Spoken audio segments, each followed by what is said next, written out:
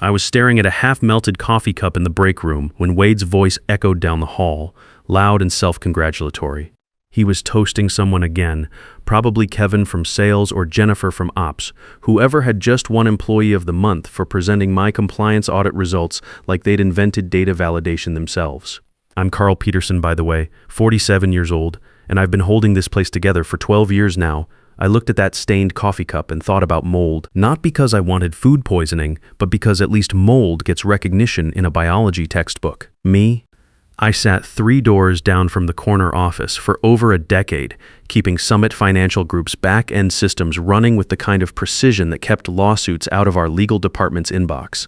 I wasn't flashy, didn't do the happy hour thing or volunteer for those ridiculous holiday photo shoots with the fake snow and budget Santa. But I got things done. Fixed corrupted databases that would have cost us millions, built custom API bridges that nobody else could figure out, streamlined compliance workflows so clean that legal called it magic before Wade made them stop using that word because it sounded unprofessional. And in all that time, nobody asked what I was building after hours. The shift started subtle. A sentence here, a look there. They'd smile when I walked into meetings, but stopped just short of actually inviting me to contribute. I became the guy you see but don't hear, a shadow with admin rights. Wade, my boss, was always nice enough, called me dependable. When servers crashed or someone forgot to set up API rate limits and flooded our vendors with blank invoices, I'd step in, fix it in 20 minutes, and get a nod. Not a raise, not even a thank you, a nod. I stayed because I stupidly believed that doing good work would be enough, that someone would notice, that merit mattered. Spoiler alert, it didn't. Not there. The office was beige in every possible way. Beige walls, beige coffee, beige people with beige ideas getting beige promotions. You know the type. People who get promoted for innovating a pivot table or suggesting a Slack bot that says happy birthday. Meanwhile, I was writing compliance logic at midnight because our third-party license checker hadn't been updated since the Obama administration. I remember offering an idea once in a team meeting. A lightweight app I'd started tinkering with at home, something that could flag licensing risks before they hit production. One-click, instant visibility across all vendor contracts. Wade smiled that patronizing smile he probably practiced in the mirror. Said we weren't looking for extracurricular distractions. Told me to focus on what I did best, keeping things running quietly. So I did. Quietly, I built the app anyway. Look at 47, with 2 kids in college and a mortgage that doesn't care about my feelings. I couldn't afford to be reckless. But I also couldn't afford to keep betting my future on a company that treated me like office furniture. My daughter Emma was at Northwestern, my son Jake at Penn State. Do you know what out-of-state tuition costs these days? It's like buying a new car every semester. The divorce 3 years ago didn't make things easier. Not that Karen and I fought about money, but suddenly, I was covering college expenses that used to be split 2 ways. Child support, insurance, the house payment on a place that felt too big with just me rattling around in it most weekends. I spent weekends refining the app, writing logic trees to account for international regulations, cross-referencing SEC documentation, running simulations. I even designed the UI myself. Clean, simple, no nonsense. Called it Compliance Guard Pro. At first, it was just a folder on my desktop.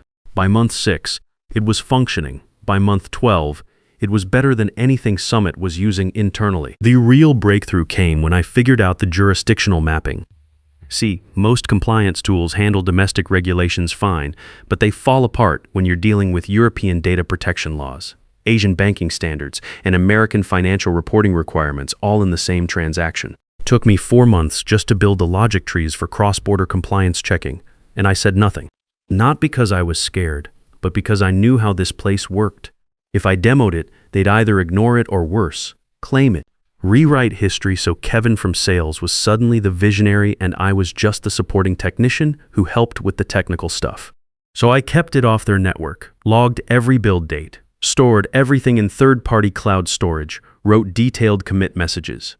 Built a folder labeled ownership documentation just in case someone got clever down the line. I documented every decision, every feature request that came from my own research, every late night when I chose to code instead of watch Netflix. I was quiet, but I wasn't stupid. At 47, you don't get many second chances in this industry. The young guys with computer science degrees from fancy schools get the benefit of the doubt. Guys like me, who learned programming in night school while working factory jobs, we have to be bulletproof.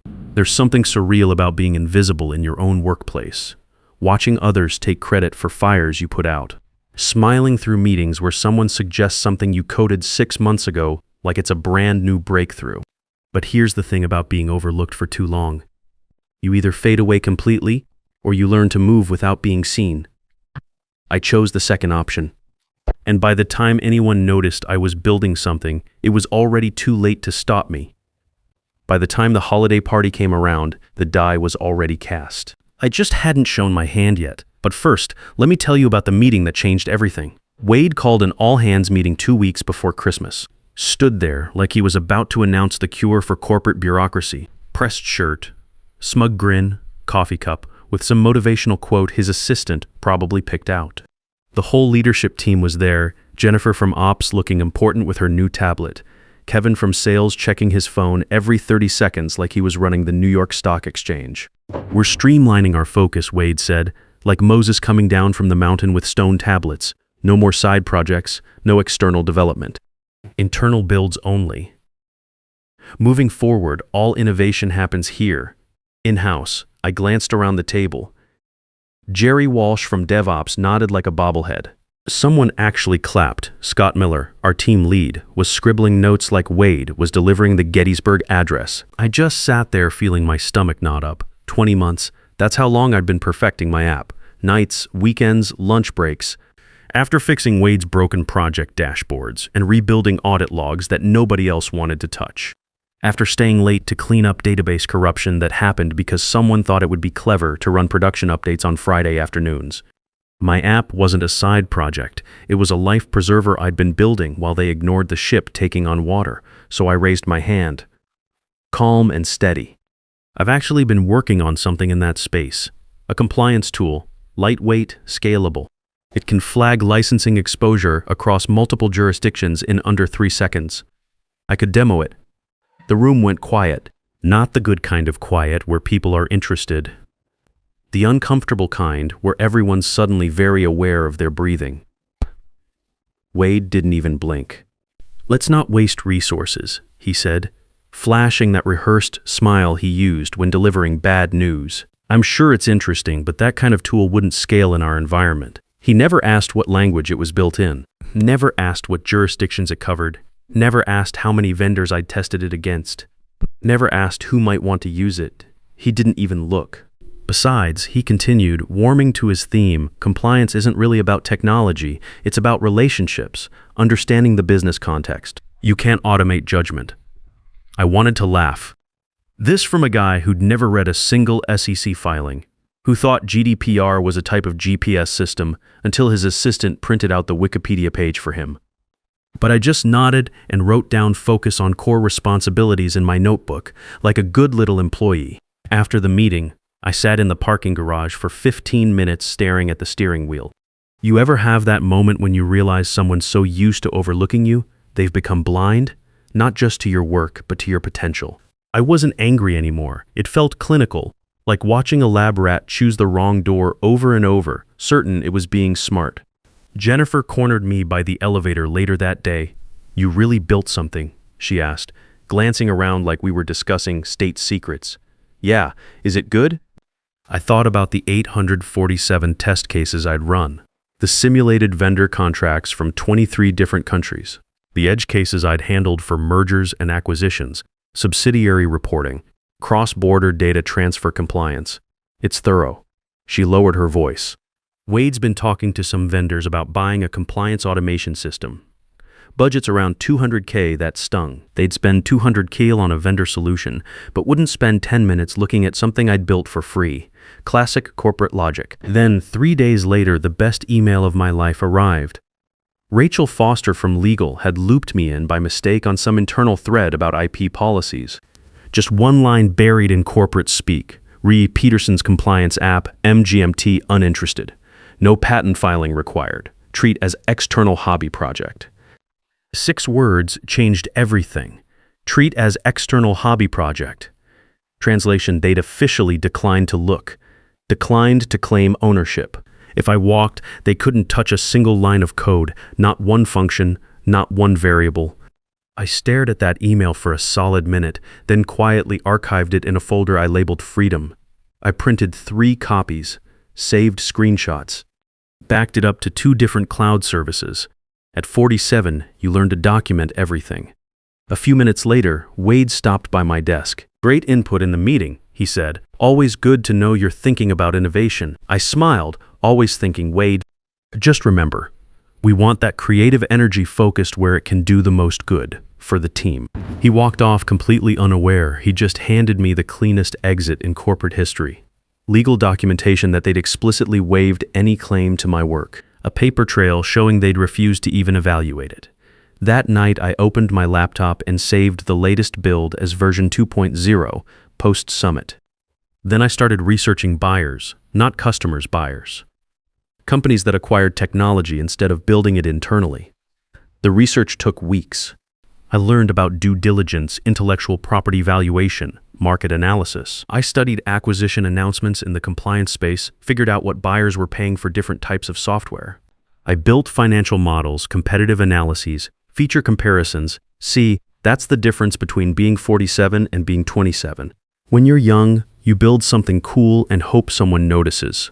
When you're my age, you build something valuable and make sure the right people know about it. I started reaching out to industry contacts. Guys I'd worked with at previous companies, people I'd met at conferences back when Summit used to send me to conferences. Nothing direct, just casual conversations about the compliance automation market, what problems companies were trying to solve, where they were spending money. And slowly, carefully, I started building a list of companies that might be interested in what I'd built. Companies that had budgets. Companies that understood the value of what I was offering. I wasn't looking for a job, I was looking for a buyer. The firm was called Pinnacle Tech Solutions. Clean office in downtown Chicago, no ego posters on the walls, and nobody tried to sell me on company culture when I walked in. Just 2 partners and a legal counsel who asked the right questions. The kind that told me they'd actually read compliance regulations instead of just talking about digital transformation. I'd done my homework on them too. Founded by 2 guys who'd sold their previous company to Oracle for $180 million. They specialized in acquiring and scaling B2B software in regulated industries. Banking, healthcare, financial services. They understood compliance wasn't sexy, but it was profitable. The meeting was scheduled for 2 p.m. on a Tuesday. I'd told Wade I had a dental appointment. He didn't ask for details, probably assumed I was getting a routine cleaning. If only he knew I was about to clean house. I pulled up the demo on my laptop, ran a live simulation on mock vendor contracts from their own portfolio. I'd spent 3 days researching their client base, understanding exactly what compliance challenges they faced. In 4 seconds, Compliance Guard Pro flagged 7 licensing red zones and mapped jurisdictional risk categories across 4 continents. 2 clicks, clean visual output, actionable intelligence. They didn't lean back in their chairs. They leaned forward. "You built this alone?" Michael Torres, the senior partner, asked. "Evenings and weekends, over 20 months," I replied. David Williams, the other partner, was scrolling through the feature documentation I'd prepared, 50 pages of technical specs, use cases, competitive analysis. "This handles GDPR compliance, GDPR CCPA, SOX, Basel III, MiFID II, plus 14 other regulatory frameworks across 23 jurisdictions. It's designed to scale as new regulations emerge." Sarah Kim, their legal counsel, adjusted her glasses. "And your current employer?" I pulled out my documentation folder. The one I'd been building for months. Timestamps, independent build logs, cloud service receipts, the internal email thread where Summit explicitly waived interest. They declined to review it. Legal memo states it's treated as an external hobby project. "It's mine." Clean title. Long pause. Then Michael asked the question I'd been waiting for. What would it take to acquire this? I'd rehearsed this moment for weeks. Studied comparable acquisitions, analyzed their fund size, understood their typical deal structure. I wasn't going to undersell myself, but I also wasn't going to price myself out of reality. $52 million, I said, plus ongoing equity participation and technical leadership role. David whistled softly. "That's substantial. Let me show you why." I clicked to the market analysis I'd prepared. Similar tools in this space have sold for 15 to 80 million, but they're all narrow solutions. Single jurisdiction, single industry, single use case. This is the first unified platform that handles multi-jurisdictional compliance across industries. I pulled up customer validation data. I've been quietly beta testing with 3 firms over the past 6 months. Compliance consulting firm in Atlanta, hedge fund in Boston, multinational bank in London. Average time savings, 73%. Average risk reduction, 84%. Average cost savings, 2.3 million per year per client. Sarah was taking notes. Michael was staring at the financial projections I'd built. Conservative estimates showing 15 million in revenue by year 2, 45 million by year 4. The market's there, I continued. Global compliance software market is 34 billion and growing 12% annually. Current solutions are fragmented, outdated, built by companies that don't understand the actual compliance workflow. This isn't just software. It's institutional knowledge coded into a scalable platform. David leaned forward. You've been doing this while employed full-time nights, weekends, vacations? My employer made it clear they weren't interested in compliance innovation. Said I should focus on keeping their legacy systems running. I smiled slightly. So I did. But I also built the future on my own time. Timeline for decision, Sarah asked. I'm talking to 2 other firms next week. But you're my first choice because you understand regulated industries. This isn't a consumer app that needs marketing buzz. It's infrastructure software that needs strategic development. They agreed to call by Friday. The call came Thursday evening while I was helping Emma with her economics homework. Video call with all 3 of them, documents spread across their conference table. We want to move forward, Michael said. 52 million cash, plus 15% equity in the new entity we'll create to house the technology. You'll be CTO with full technical authority. 3-year commitment with significant upside participation.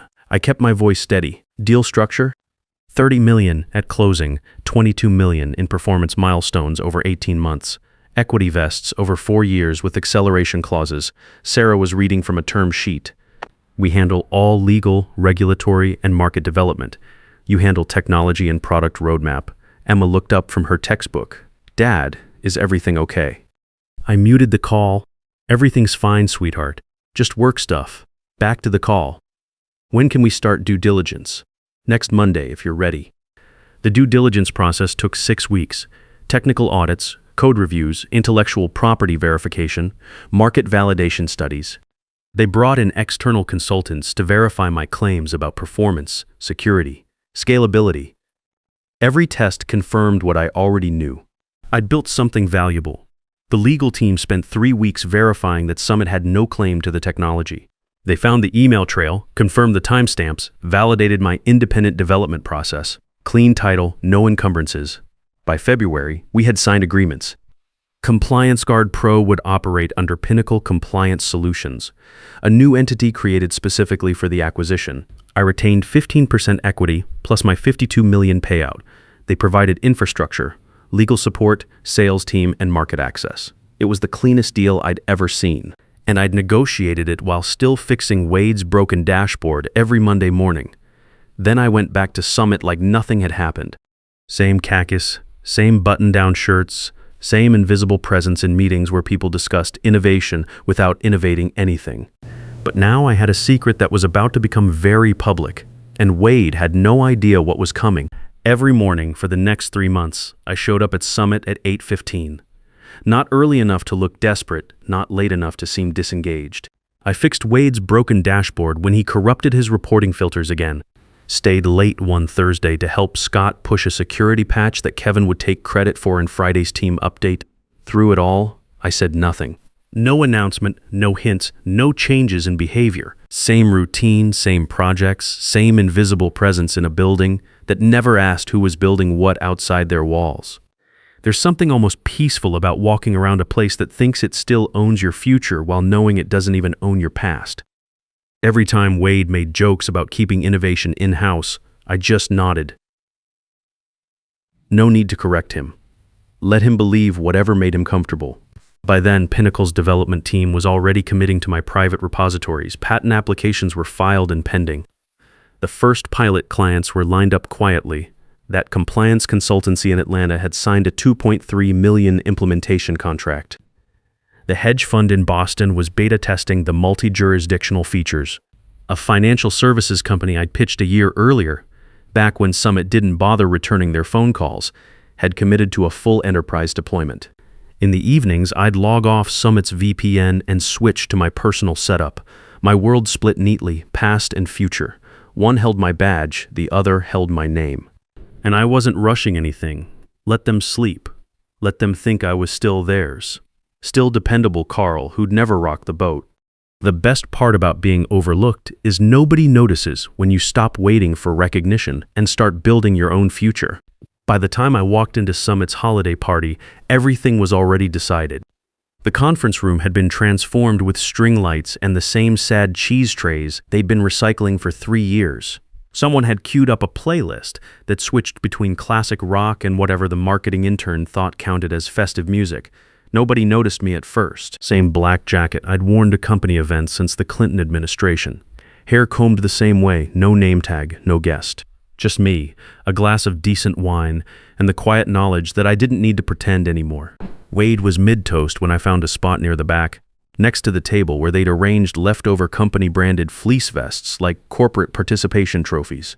Tonight's about recognizing the people who went above and beyond, he said, holding up his glass like he was addressing the United Nations. The people who made Summit what it is today, the usual list. Kevin from sales, who discovered email templates like they were ancient scrolls. Jennifer from ops, who'd implemented a new filing system that mostly involved color-coded folders. Scott Miller got recognized for technical leadership, which meant he'd successfully delegated everything I'd built to people who took credit for understanding it. Polite applause, forced smiles, someone whistling like we were at a Little League game. My name didn't come up, not that I expected it to, but something about watching that annual performance made me realize I was completely done. Not angry, not disappointed, just done. I headed to the bar, ordered a whiskey. Neat. While I waited, Mark Morrison from accounting slid up beside me with that grin that always came with 3 beers and no social filter. "You still playing around with that compliance thing?" he asked, laughing like we were sharing an inside joke. I smiled. Took a sip. Not anymore. He laughed louder. "What?" It finally crashed. "I told you that thing was going nowhere. Should have shown it to Wade when you had the chance. Could have been part of something bigger."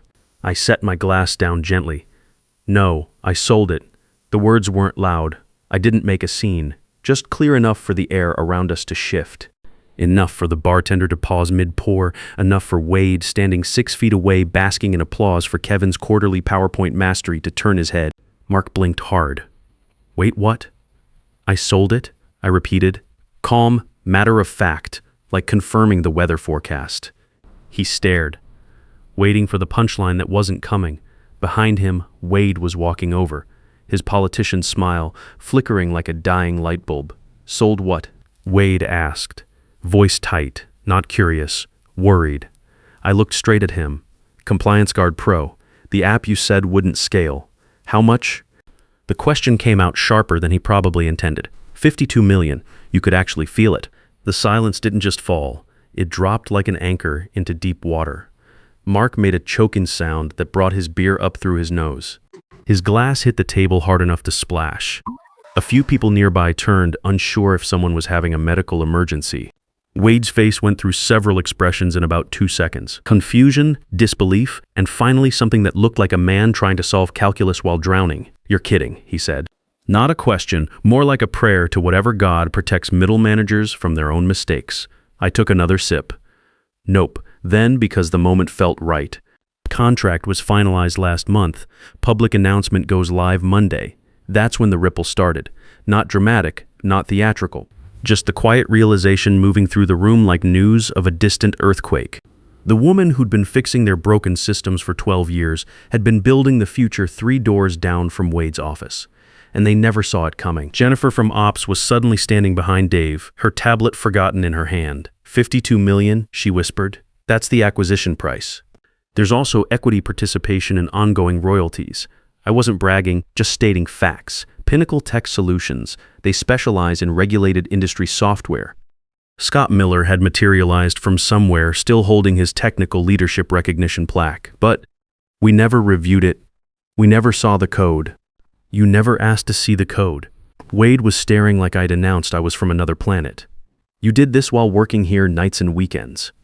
Personal equipment, independent development, clean IP documentation. Your legal department confirmed it in writing. I pulled out my phone, showed him the email from Rachel Foster. Right there, treat as external hobby project. Someone from legal had been mid-conversation across the room. I caught their sentence collapse into nothing. They'd heard it too. A guy from DevOps who'd never spoken to me outside of Jira tickets was suddenly pretending to remember my name. The room had gone from holiday party to wake. Wade looked like someone had just told him his house was built on a sinkhole. I finished my drink, set the glass down gently. No dramatic exit, no speech about what they'd missed. Just the weight of truth settling where small talk used to live. I'll clean out my desk Monday, I said quietly. Enjoy the rest of the party. By Monday morning, the press release was live. Pinnacle Tech Solutions acquires compliance automation platform. Not side project, not hobby app, platform, with my name right there as founder and CTO. At 47, with 2 kids who won't have student loan debt and a career that's finally in my own hands, I learned something important. The best revenge isn't getting even. It's getting so far ahead that getting even becomes irrelevant. They never saw me coming because they were too busy not seeing me at all. And by the time they looked up, I was already gone.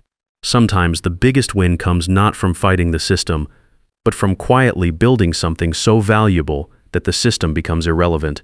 At 47, I learned that being overlooked isn't a weakness. It's camouflage that lets you build your future while others are busy protecting their present.